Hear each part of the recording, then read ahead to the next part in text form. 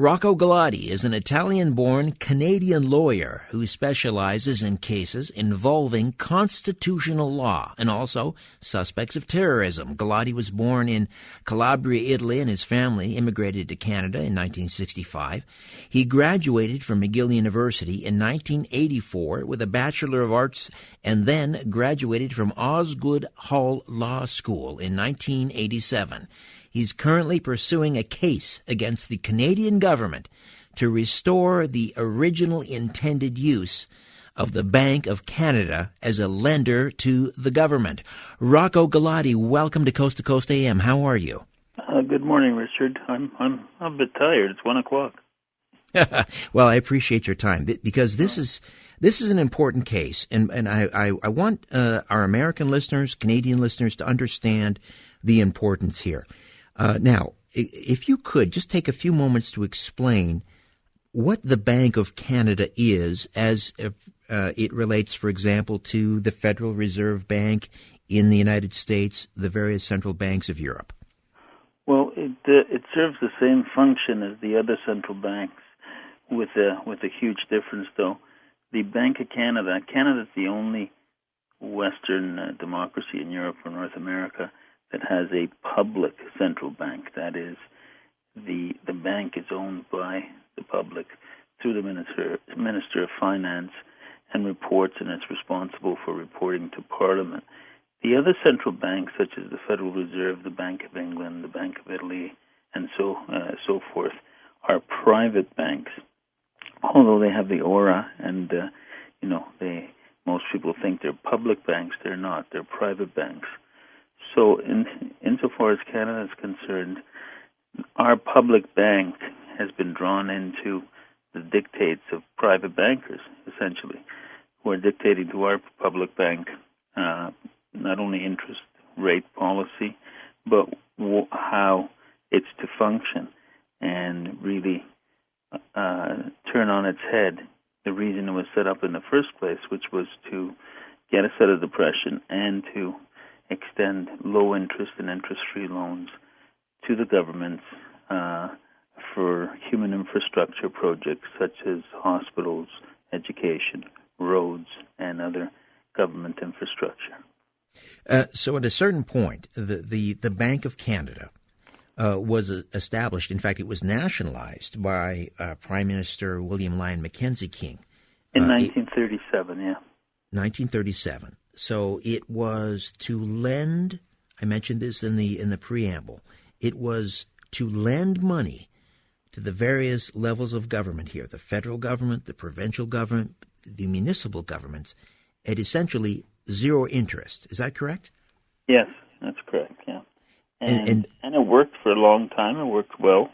Canada far outperformed the other countries in terms of fiscal policies and economic output from 34 to 74. And then in 1974, Prime Minister Pierre Elliott Trudeau was convinced to join what they call the Bank of International Settlements over in Basel, Switzerland, which was the bank that was responsible for the post-Marshall Plan reconstruction of Europe, which is a committee of central banks.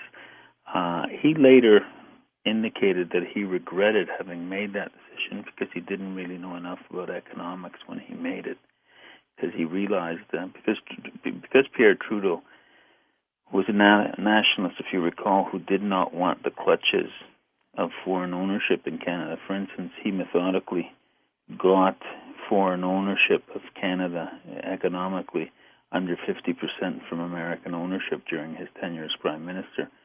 So he regretted his decision because he didn't understand the impact. The impact being the private actors, private bankers, are making decisions that have nothing to do with your country, that only serve the interests of their private profit-making banking operations, yet they determine your banking policy, which in turn determines your economic policy, which in turn takes away your sovereignty in terms of economic activity and output and influence.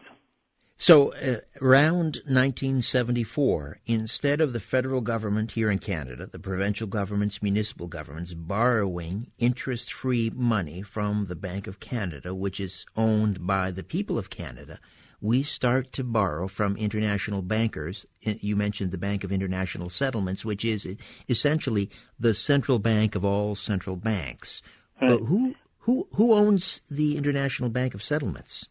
Well, it's just a conglomerate of all the central banks, which in turn, are fed into it by the private central banks of the world, primarily Europe and the United States, and also Canada. The other thing too is we also borrow from domestic banks too. So the irony there is that the banks, those private banks, do get their money from the Bank of Canada, and next to zero interest rates right now. I think the prime rate the Bank of Canada is 0.5%, and they in turn lend it to the government in anywhere between 3.5% and 4%. So since 1974, we have paid approximately 1.7 or 8 trillion dollars in interest alone. 1.7 trillion dollars in interest, which, just to put it in perspective, our annual budget is approximately anywhere from $230 to $240 a year. So even if you round it off to $250 billion, you're talking about 7 years of running the country. That's a lot of money.